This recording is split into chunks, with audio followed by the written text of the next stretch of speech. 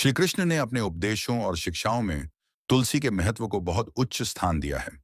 हिंदू धर्म में तुलसी का धार्मिक, आध्यात्मिक और सांस्कृतिक महत्व है। यह मान्यता है कि तुलसी के पास दीप जलाने से न केवल आध्यात्मिक लाभ होते हैं, बल्कि यह घर परिवार की समृद्धि, शांति और पवित्रता के लिए भी अत्यंत लाभकारी होता है।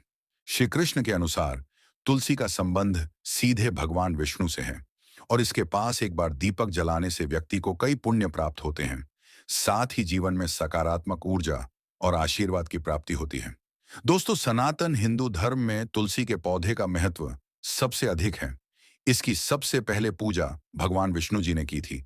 श्री हरि कहते हैं, जिस प्रकार देवी लक्ष्मी से वैकुंठ को ऐश्वर्य प्राप्त है, उसी प्रकार वैकुंठ में तुलसी के कारण ही पवित्रता प्राप्त है।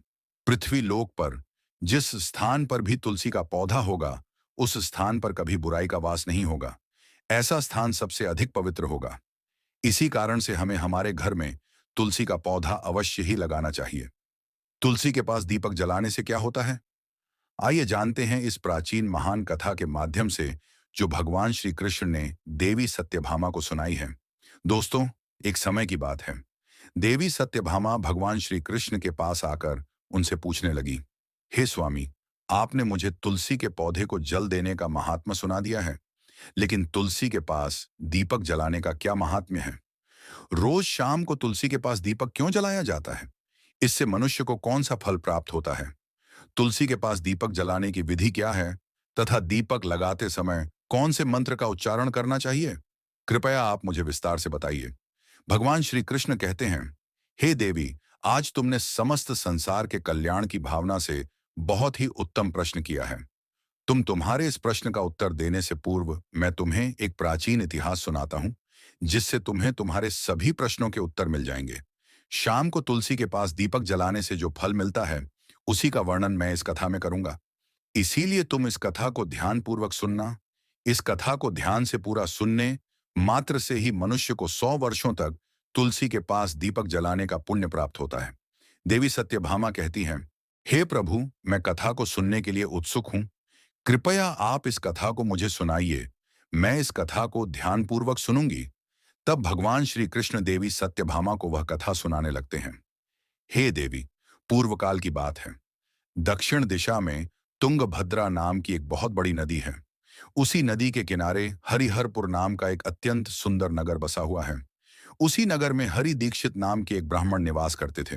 वे अत्यंत गुणवान, चरित्रवान, धर्म कार्य करने वाले तथा वेदों के मार्ग पर चलने वाले थे। उन्होंने समस्त शास्त्रों का अध्ययन किया हुआ था।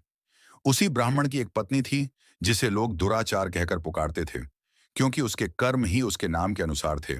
वह सदैव ही अपने पति को अपमानित करती थी, अपने पति के लिए कुवाच्य कहती थी, पति को भयंकर दुख देती थी, पति के लिए कभी भोजन नहीं बनाती थी।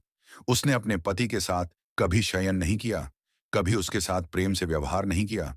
पति के मित्र और परिवार के लोग घर पर आते तो वह स्त्री उनको अपमानित करके भगा देती थी और स्वयं काम भाव से उन्मत्त होकर निरंतर अन्य व्यभिचारिणी स्त्रियों के साथ घूमती रहती थी। उसका मन पति को छोड़कर पराये पुरुषों में लगा रहता था।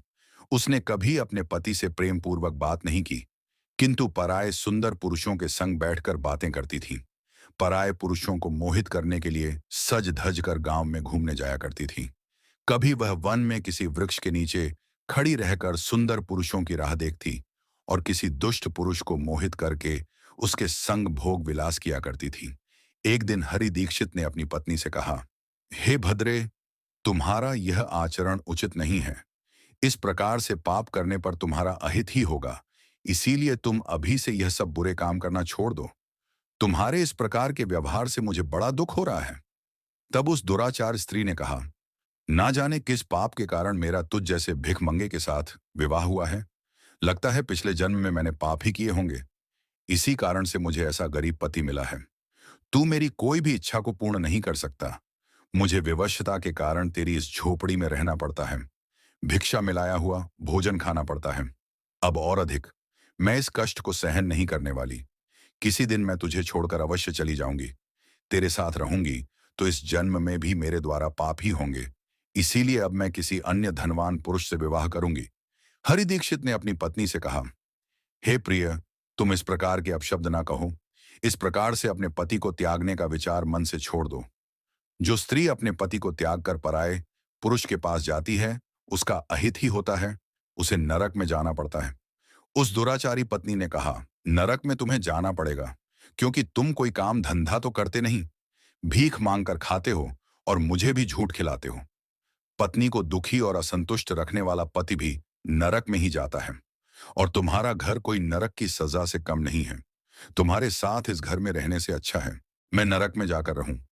इस प्रकार उस हरि दीक्षित की पत्नी ने अनेक प्रकार के कटु वचनों से अपने पति का अनादर किया और उसे अपमानित किया। श्री कृष्ण कहते हैं, हे देवी, जो स्त्री अपने पति का अनादर करती है, जो अपने पति का अपमान करती है, उसके घर में दुर्भाग्य ही आता है। पति को छोड़कर पराये पुरुष के पास जाने वाली स्त्री को नरक में दंड अवश्य ही भोगना पड़ता है। अब आगे सुनो, उस दुराचार स्त्री के साथ क्या होता है। एक दिन वह दुराचार स्त्री वन में जाकर एक वृक्ष के नीचे खड़ी हो गई। उसका चित्त काम से भरा हुआ था। वह किसी सुंदर कामी पुरुष की राह देख रही थी, किंतु बहुत समय बीतने के बाद भी उस स्थान पर कोई पुरुष नहीं आया। इसीलिए वह अत्यंत दुखी हो गई और प्रियतम की खोज में इधर उधर देखने लगी। उस दिन उसका सारा परिश्रम व्यर्थ हो गया। वह वहां खड़ी होकर वह नाना प्रकार की बातें कहकर विलाप करने लगी। हाय हाय, आज तो इस मार्ग से कोई भी सुंदर पुरुष नहीं आया। अब मैं कैसे अपनी काम शांति करूं? आज की रात कैसे बीतेगी? कौन मेरे इस सुंदर शरीर का उपभोग करेगा? मेरी जवानी और सुंदरता तो अकारण ही नष्ट हो रही है। कोई भी इस सुंदर शरीर को पाने की कामना नहीं करता। अब मैं कहां जाऊं? कौन मुझे अपनाए? कौन मेरे साथ भोग विलास करेगा? मेरा पति तो मूर्ख है, किंतु अब ऐसा लगता है कि संसार ही मूर्ख पुरुषों से भरा पड़ा है। कोई भी इतनी सुंदर स्त्री को पाने की कामना नहीं कर रहा है। मैं तो इतनी सुंदर हूं कि देवता भी मुझे पाने की इच्छा करेंगे, लेकिन यह संसार तो पापी और तुच्छ पुरुषों से भरा पड़ा है, जो मुझ अप्सरा जैसी सुंदर स्त्री को दुर्लक्ष्य कर रहा है। हे भगवान, कोई सुंदर, बलवान और पराक्रमी नर हो तो उसे मेरे पास भेजिए। चाहे वह मेरा भक्षण भी कर लेगा, तो भी मैं प्रसन्नता से उसका आलिंगन कर लूंगी। भगवान श्री कृष्ण कहते हैं, हे देवी, इस प्रकार से वह स्त्री जोर जोर से विलाप करने लगी। उसी जंगल में एक भयानक बाघ निवास करता था। उस पापिनी स्त्री की आवाज सुनकर वह जाग गया और उछलकर उस स्त्री का भक्षण करने के लिए उसके पास आ गया। उस बाघ का नाम था ध्वंस। ध्वंस का रूप अत्यंत भयानक था। उसका शरीर काले और नारंगी धारियों से युक्त था, जो जंगल की छाया में घुल मिल जाता था। उसकी आंखें अंगारे की तरह लाल थीं, जो अंधेरे में भी चमकती थीं। उसके जबड़े से लंबे तीक्ष्ण दांत बाहर निकले हुए थे, जो किसी भी जीव को चीरने के लिए पर्याप्त थे। उसकी गहरी गर्जना पूरे वन में गूंजती थी, जिससे आसपास के जीव कांप उठते थे। ध्वंस की लंबी मजबूत पूंछ उसकी ताकत का प्रतीक थी। वह अपनी मांसल बलिष्ठ टांगों से जंगल में तेजी से दौड़ सकता था। ध्वंस का पूरा शरीर शक्तिशाली मांसपेशियों से भरा हुआ था, जिससे वह एक ही झपट्टा में अपने शिकार को धराशायी कर सकता था। उसकी नाक से बार बार गर्म सांसें निकलती, मानो वह हर पल अपने अगले शिकार की तलाश में हो। ध्वंस का एकमात्र लक्ष्य उन पापी और दुराचारी लोगों का भक्षण करना था, जिन्हें उसकी नियति ने उसे सौंपा था। उस भयंकर बाघ को अपने सामने खड़ा हुआ देखकर उस स्त्री के पसीने छूटने लगे। वह भय से थर-थर कांपने लगी। वह स्त्री कुछ करती, इतने में ही उस बाघ ने अपने पंजे से उसे घायल कर दिया और वह स्त्री जमीन पर गिर पड़ी। जमीन पर गिरते ही वह स्त्री चिल्लाते हुए बोली, अरे बाघ, तू किस लिए यहां पर आया है? मुझे क्यों मार रहा है? मैं यहां पर अपने प्रियतम को खोज रही थी। तू मुझे छोड़ दे। मेरा भक्षण करके तुझे क्या मिलेगा? उस स्त्री की यह बात सुनकर वह भयानक बाघ क्षण भर के लिए रुक गया और हंसते हुए बोला, हे दुष्टा, आज विधाता ने तुझे मेरा ग्रास नियुक्त किया है। तुझ जैसी पापिनी स्त्रियों का भक्षण करना ही मेरा काम है। तभी मुझे इस शरीर से मुक्ति मिलेगी। वह स्त्री कहने लगी, हे बाघ, तुम कौन हो? मुझे सच सच बताओ, तुम्हें किस कारण से बाघ होना पड़ा और तुम मुझ जैसी स्त्रियों का भक्षण क्यों करते हो? पहले मुझे सारी बात बताओ और फिर मेरा भक्षण करो। फिर ध्वंस नाम का वह बाघ कहने लगा, हे पापिनी, मैं तुम्हें मेरे पूर्व जन्म का वृतांत सुनाता हूं कि किस कारण से मुझे बाघ होना पड़ा। पूर्व काल में दक्षिण देश में अमलापाहा नाम की एक पवित्र नदी बहती थी। उसी नदी के तट पर मुनिपर्णा नाम की एक नगरी बसी हुई थी। यह नगरी अपने सुंदर मंदिरों, शांत वातावरण और धार्मिक अनुष्ठानों के लिए प्रसिद्ध थी। वहां एक ब्राह्मण का परिवार निवास करता था। मैं उस परिवार में जन्मा था। मेरा नाम वेदानंद था। मेरे पिता एक आदर्श ब्राह्मण थे, जो यज्ञ, हवन और धार्मिक अनुष्ठानों का पालन करते थे। उस बाघ ने आगे कहा, हे स्त्री, मैंने अपनी किशोरावस्था में वेदों का अध्ययन किया और यज्ञ आदि धार्मिक कार्यों में पारंगत हो गया। लेकिन जैसे जैसे मैं बड़ा हुआ, मेरे मन में धन का लोभ बढ़ता गया। अनेक यज्ञों का आयोजन किया, लेकिन वे यज्ञ धार्मिक उद्देश्य से नहीं, बल्कि धन सह के थे। मैं पापियों के तथा जो धर्म थे और उनके भोजन करता था। मैंने धन के लोभ में उनके अन्न कार्यों का समर्थन भी किया। धर्म के मार्ग भटकते हुए मैंने उन वस्तुओं का धन भी स्वीकार किया जिन्हें ब्राह्मण नहीं लेना चाहिए। मेरा मन इतना लोभ हो गया था कि मैं बहाने दूसरों से धनता और फिर वो भी वापस नहीं करता। मैंने अनेक प्रकार के छल कपट किए और इस प्रकार पाप करते हुए कई वर्ष बीत गए। समय के साथ मेरा शरीर कमजोर हो गया, बाल सफेद हो गए, आंखें धुंधली हो गईं और मुंह के दांत गिर गए। परंतु धन का लोभ अब भी मेरे मन से नहीं गया और मैं पाप करता रहा। उस बाघ ने अपने दुख भरे स्वर में आगे कहा, एक दिन धन के लालच में मैं फिर से नदी के किनारे गया। वहां मैंने अन्य धूर्त ब्राह्मणों के साथ मिलकर लोगों को ठगा। हम सभी ने झूठे मंत्रों का उच्चारण किया और बिना विधि विधान के ही देवी देवताओं का पूजन किया। इसका उद्देश्य कि केवल अधिक से अधिक धन दान में प्राप्त करना था। हमने लोगों को धर्म के नाम पर धोखा दिया। उस दिन मैंने काफी धन एकत्र किया, लेकिन उसी समय मेरे साथ एक भयानक घटना घटी। मैं उसी दिन नदी के तट पर बैठा हुआ था। तभी एक बीमार और भटकता हुआ कुत्ता मेरे पास आया। मैंने उसे दुत्कार कर भगा दिया, लेकिन वह क्रोध में आकर मेरे पैर में काट बैठा। मैं मूर्छित होकर वहीं गिर पड़ा। उसी क्षण मेरे प्राण निकल गए। मेरी मृत्यु के बाद यम के दो दूत प्रकट हुए। वे काले और भयानक रूप वाले थे और उनके हाथों में जंजीरें थीं। उन्होंने मुझे पकड़ लिया और यमपुरी की ओर ले गए। यमपुरी में मुझे यमराज के सामने खड़ा किया गया। यमराज ने अपने दिव्य सिंहासन से चित्रगुप्त को आदेश दिया कि वे मेरे कर्मों का लेखा जोखा प्रस्तुत करें।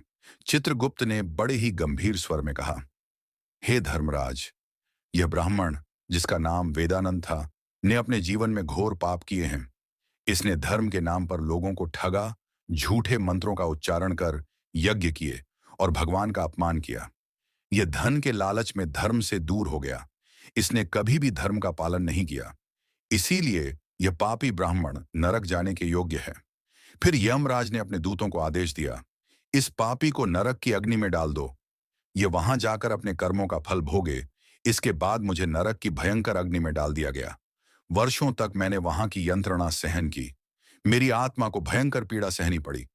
अनेक वर्षों की सजा के बाद मेरे पापों के कारण मुझे बाघ का शरीर प्राप्त हुआ और मैं इस दुर्गम वन में निवास करने लगा। ध्वंस ने अपनी कहानी को समाप्त करते हुए कहा, अपने पूर्व जन्म के पापों का प्रायश्चित करते हुए मैंने संकल्प लिया कि मैं कभी भी महात्मा साधु पुरुष या सती स्त्रियों का भक्षण नहीं करूंगा। मैं केवल उन पापियों, दुराचार और कुल्टा स्त्रियों का ही भक्षण करता हूं, जिन्होंने अपने जीवन में अधर्म के मार्ग पर चलकर दूसरों को दुख दिया है। मुझे विश्वास है कि ऐसा करने से मुझे मेरे पापों से मुक्ति मिलेगी और मैं इस शरीर से जल्द ही मुक्त हो जाऊंगा। श्री कृष्ण कहते हैं, हे देवी, इस प्रकार से उस बाघ ने अपने पूर्व जन्म का वृत्तांत सुना दिया और उस स्त्री से कहने लगा, हे पापिनी, तेरे आचरण से तू उल्टा दिखाई पड़ती है। अपने पति को छोड़कर तू इस वन में अन्य पुरुषों के साथ भोग विलास करने के लिए आई है। इसीलिए आज तू मेरा ग्रास अवश्य बनेगी। इतना कहकर उस बाघ ने अपने तीक्ष्ण नखों से उस पापी स्त्री को मारकर उसे खा लिया और फिर वह बाघ उस स्थान से चला गया। उस स्त्री की मृत्यु के बाद उस स्थान पर यम के दो दूत प्रकट हुए और उस पापिनी स्त्री को उठाकर संयमनीपुरी में ले गए। वहां पर उसे यमराज के सामने खड़ा किया गया। फिर चित्रगुप्त ने उस स्त्री का लेखा जोखा निकालते हुए यम से कहने लगे, हे धर्मराज, यह स्त्री तो अत्यंत पापिनी है।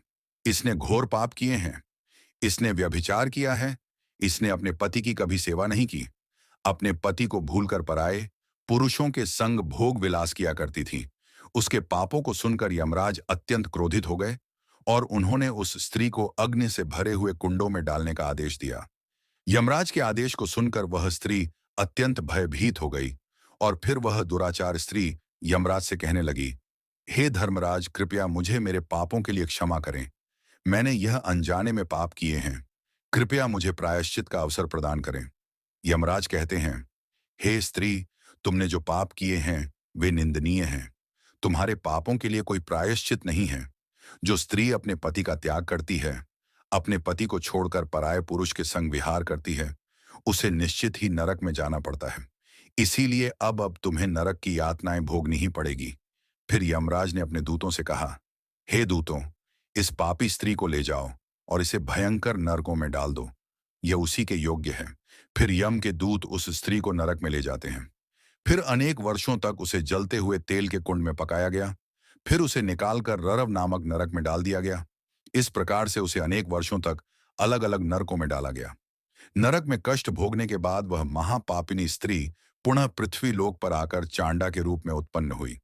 चांडाल के घर में जन्म लेकर वह फिर से अनेक पाप करने लगी, व्यभिचार करने लगी, अनेक पापी पुरुषों के संग विहार करने लगी। फिर कुछ समय बाद पूर्व जन्म के पापों के कारण उसे कोढ़ का रोग हो गया और वह भयानक पीड़ा सहन करने लगी। उसका अंग अंग जलने लगा, उसके नेत्रों में पीड़ा होने लगी। इस दुख को सहन करती हुई वह दिन बिताने लगी। फिर एक दिन वह तीर्थ में स्नान करने के उद्देश्य से अंतपुर में चली गई। वहां पर वह एक आश्रम के बाहर निवास करने लगी। उस आश्रम में एक तुलसी का पौधा था। अन्य स्त्रियों को वहां पर तुलसी के पास दीपक जलाते हुए देखकर उस पापी स्त्री को बड़ा आश्चर्य हुआ। फिर एक दिन वहां पर निवास करने वाले एक साधु से उस स्त्री ने पूछा, हे साधु महाराज, यह कौन सा पौधा है और यह स्त्रियां इसके नीचे दीपक क्यों जला रही हैं? तब उस साधु ने कहा, हे कल्याणी, यह अत्यंत पवित्र तुलसी का पौधा है। इसके दर्शन करने मात्र से ही संकटों का नाश होता है। इस तुलसी को जल देने से देवी देवताओं की कृपा प्राप्त होती है तथा इस पवित्र पौधे के पास दीपक जलाने से समस्त पाप नष्ट होते हैं। उस साधु की बात सुनकर उस स्त्री को बड़ी प्रसन्नता हुई और उसने साधु से कहा, हे साधु महाराज, यदि कोई अत्यंत पापिनी स्त्री भी इसके पास दीपक जलाएगी तो उसके पाप नष्ट होंगे क्या? वह साधु कहते हैं, हे पुत्री, यह सत्य है। यदि किसी स्त्री ने घोर पाप भी किए हो तब भी उसके पाप नष्ट होते हैं। उसके सभी जन्मों के पाप भी तुलसी के पास दीपक जलाने से नष्ट होते हैं। किंतु हे पुत्री, तुम कौन हो और किस कारण से यह प्रश्न पूछ रही हो? वह स्त्री कहती है, हे साधु महाराज, मैं महापापिनी हूं। मैंने व्यभिचार किया है तथा अनेक प्रकार के पाप किए हैं। मेरे पापों के कारण ही मेरी ऐसी दुर्दशा हुई है। कृपया मुझे पापों से मुक्ति का उपाय बताइए। साधु कहते हैं, हे पुत्री, अब से तुम नित्य इस तुलसी के पास दीपक जलाओ। तुम्हारे समस्त पाप और दोष समाप्त हो जाएंगे। उस साधु की बात सुनकर उस पापी स्त्री ने भी वही किया। उसने तुलसी के पौधे के पास एक दीपक जला दिया। इस प्रकार से वह स्त्री नित्य उसी स्थान पर तुलसी के पास दीपक जलाने लगी। फिर एक दिन वह स्त्री शाम के समय तुलसी के पास दीपक जलाने लगी तो उसी समय उसकी हृदय फटने से उसकी मृत्यु हो गई और वह वहीं जमीन पर पड़ी रही। फिर यमराज के दो दूत उस स्त्री को यमलोक ले जाने के लिए उस स्थान पर प्रकट हुए। जैसे ही यम के दूत उस पापी स्त्री को पाश में बांधकर ले जाने लगे, भगवान विष्णु के दो पार्षद उस स्थान पर प्रकट हुए। वे दिव्य पार्षद अत्यंत तेजस्वी और दिव्य आभा से युक्त थे। उनके शरीर से स्वर्णिम प्रकाश की किरणें निकल रही थीं, जो चारों ओर का अंधकार दूर कर देती थीं। उनका रूप इतना मोहक और दिव्य था कि उन्हें देखकर किसी का भी मन श्रद्धा से भर जाता। उनके चेहरे पर शांत मुस्कान थी, जो अपार करुणा और दया का प्रतीक थी। उनके वस्त्र रत्न जड़ित और रेशमी थे, जो नीले और सुनहरे रंग में चमक रहे थे, मानो स्वयं वैकुंठ का सौंदर्य उनके व्यक्तित्व में समाया हो। उनके कानों में सुनहरे कुंडल झूल रहे थे, जिनसे दिव्य संगीत की ध्वनि प्रतीत होती थी। उनके माथे पर तिलक और चमकती हुई बिंदी थी, जो उनके दिव्यता का सूचक थी। वे दोनों विशाल कद और बलिष्ठ थे। उनके हाथों में दिव्य गदा थी, जो न्याय और धर्म की शक्ति का प्रतीक थी। वे उस स्त्री को अपने दिव्य स्पर्श से मुक्ति का आश्वासन देने आए थे, जिससे उसके सभी पाप नष्ट हो सकें और उसे स्वर्ग की यात्रा का अधिकारी बना सकें। उन पार्षदों ने यमराज के दूतों को रोक लिया और कहने लगे, हे यमदूतों, इस स्त्री को तुम छोड़ दो। यह स्त्री नरक जाने के योग्य नहीं है। तुम किसके आदेश से ऐसा अधर्म कर रहे हो? फिर यम के दूत कहने लगे, हे पार्षदों, हम यमराज के आदेश से इस पापी स्त्री को उठाकर ले जा रहे हैं, किंतु आप हमें किस कारण से रोक रहे हो? यह स्त्री अत्यंत पापी है, इसे नरक में ले जाने की आज्ञा मिली है। यह सुनकर भगवान विष्णु के पार्षद मुस्कुराए और बोले, हे यमदू, तो तुम सत्य बोलते हो, लेकिन इस स्त्री का एक ऐसा पुण्य भी है जो इसके समस्त पापों को मिटा चुका है। क्या तुमने देखा नहीं कि इसने अपने जीवन में संध्या के समय तुलसी के समीप दीपक जलाया है? यमदूतों ने चकित होकर पूछा, हे पार्षदों, क्या केवल तुलसी के समीप दीपक जलाने से इसके समस्त पाप नष्ट हो सकते हैं? भगवान विष्णु के पार्षदों ने गहन दृष्टि से यमदूतों की ओर देखा और समझाया, तुम इस बात को नहीं समझते। यमदू तो तुलसी भगवान विष्णु की परम प्रिय है, और जो भक्त श्रद्धा और भक्ति से तुलसी के समीप दीपक जलाता है, वह विष्णु की कृपा का पात्र बन जाता है। संध्या के समय दीपक जलाने का पुण्य अनंत गुना बढ़ जाता है, और यह ना केवल उसके पापों को नष्ट करता है, बल्कि उसे स्वर्ग का अधिकारी भी बनाता है। इस स्त्री ने सच्चे मन से तुलसी का पूजन किया और दीपक प्रज्वलित किया है। इसी कारण इसके सारे पाप जलकर राख हो चुके हैं। अब यह नरक जाने के योग्य नहीं है। यमदूतों ने अपने हाथ जोड़कर कहा, हे पार्षदों, आप सत्य कह रहे हैं। हमें इसके भक्ति के बारे में जानकारी नहीं थी। यदि यह भगवान विष्णु की प्रिय भक्त है, तो इसे हम कैसे नरक ले जा सकते हैं? भगवान विष्णु के पार्षदों ने मधुर स्वर में कहा, इसीलिए हे यमदूतों, अब तुम लौट जाओ। इस स्त्री ने तुलसी की सेवा की है। वह उस दीपक की रोशनी में अपने सारे पापों को भस्म कर चुकी है। अब इसे विष्णु लोक में ले जाया जाएगा, जहां इसका स्वागत होगा। यह अब स्वर्ग की अधिकारी बन चुकी है। पार्षदों की बात सुनकर उन यमदूतों ने उस स्त्री को उसी स्थान पर छोड़ दिया और यमलोक लौट गए। वहां जाकर उन्होंने यमराज को सारा वृत्तांत सुना दिया। फिर भगवान विष्णु के पार्षद उस स्त्री को दिव्य विमान में बिठाकर स्वर्ग लोक ले गए। भगवान श्री कृष्ण कहते हैं, हे देवी सत्यभामा, इस प्रकार से तुलसी के पास केवल दीपक जलाने मात्र से ही मनुष्य के सभी पाप नष्ट हो जाते हैं। जो स्त्री नित्य शाम को तुलसी के पास दीपक जलाती है, वह सौभाग्यशाली बनती है। उसके पूर्व जन्मों के सभी पाप नष्ट हो जाते हैं। उसे सुख समृद्धि की प्राप्ति होती है। रोज तुलसी के पास दीपक जलाते समय इस मंत्र का उच्चारण करना चाहिए। ओम तुलसी देव्य च विद्महे विष्णु प्रिया यच धीमहि तन्नो वृंदा प्रचोदयात्। श्री कृष्ण कहते हैं, हजारों अमृत के घड़ों से नहलाने पर भी श्री हरि को उतनी तृप्ति नहीं होती जितनी वे मनुष्यों के द्वारा तुलसी का एक पत्ता चढ़ाने से प्राप्त करते हैं। 10,000 गोदान से जो फल प्राप्त होता है, वही फल तुलसी पत्र के दान से पा लिया जाता है। जो मृत्यु के समय अपने मुख में तुलसी पत्र का जल पा जाता है, वह संपूर्ण पापों से मुक्त होकर श्री कृष्ण के धाम जाता है। जब भक्त तुलसी के पास दीपक जलाता है, तो उस प्रकाश में निहित ऊर्जा नकारात्मक शक्तियों को नष्ट करती है और सकारात्मकता का संचार करती है। यह आध्यात्मिक वातावरण को शुद्ध करता है और घर में देवताओं की कृपा को आकर्षित करता है। दीपक का प्रकाश अज्ञान के अंधकार को दूर करता है और ज्ञान की ज्योति को प्रज्वलित करता है। तुलसी के पास दीपक जलाने से मनुष्य के भीतर शुद्धता और पवित्रता का भाव उत्पन्न होता है, जिससे उसकी भक्ति और ध्यान की शक्ति बढ़ती है। यह मान्यता है कि जब व्यक्ति तुलसी के पास दीपक जलाकर उसकी आरती करता है, तो भगवान विष्णु का ध्यान अधिक सरलता से प्राप्त होता है। यह साधक के मन को स्थिर और शांति की ओर ले जाता है, जिससे ध्यान में एकाग्रता बढ़ती है। तुलसी के पास दीपक जलाने का अनुष्ठान सूर्यास्त के समय करना अत्यंत शुभ माना जाता है। इस समय दीपक जलाकर तुलसी माता की आरती की जाती है और भगवान विष्णु का स्मरण किया जाता है। इसे करने से विशेष पुण्य प्राप्त होता है। प्रतिदिन संध्या समय में तुलसी के पास दीपक जलाते समय ओम नमो भगवते वासुदेवाय मंत्र का जाप करना चाहिए। यह मंत्र घर की नकारात्मकता को दूर करता है और भगवान विष्णु की कृपा प्राप्त करता है। तुलसी के पास घी या तिल के तेल का दीपक जलाना शुभ होता है। घी का दीपक अधिक पवित्र माना जाता है, लेकिन यदि संभव ना हो तो तिल के तेल का दीपक भी जलाया जा सकता है। तिल के तेल का दीपक नकारात्मक ऊर्जा होने में सहायक होता है। ऐसा कहा गया है कि जो भक्त प्रतिदिन तुलसी के पास दीपक जलाता है, उसे 7 जन्मों तक पुण्य मिलता है और वह कभी भी दरिद्रता का सामना नहीं करता। उसके घर परिवार में हमेशा सुख शांति और खुशहाली बनी रहती है। धार्मिक ग्रंथों में वर्णित है कि तुलसी के पास दीपक जलाने से पितृदोष, गृह दोष और काल सर्प दोष जैसी बाधाएं भी दूर हो सकती हैं। इस उपाय से घर में नकारात्मक ऊर्जा का नाश होता है और सकारात्मक ऊर्जा का संचार होता है। तुलसी के पास दीपक जलाने से आत्मा की शुद्धि होती है और यह जन्मांतर के पापों का नाश करता है। इससे आत्मा को शांति मिलती है और व्यक्ति को सद्गति प्राप्त होती है। यह भी कहा गया है कि यदि कोई व्यक्ति जीवन के अंतिम दिनों में तुलसी के पास दीपक जलाकर भगवान का स्मरण करता है, तो उसे मृत्यु के बाद यमदूतों का भय नहीं रहता और उसे सीधे भगवान के धाम में स्थान मिलता है।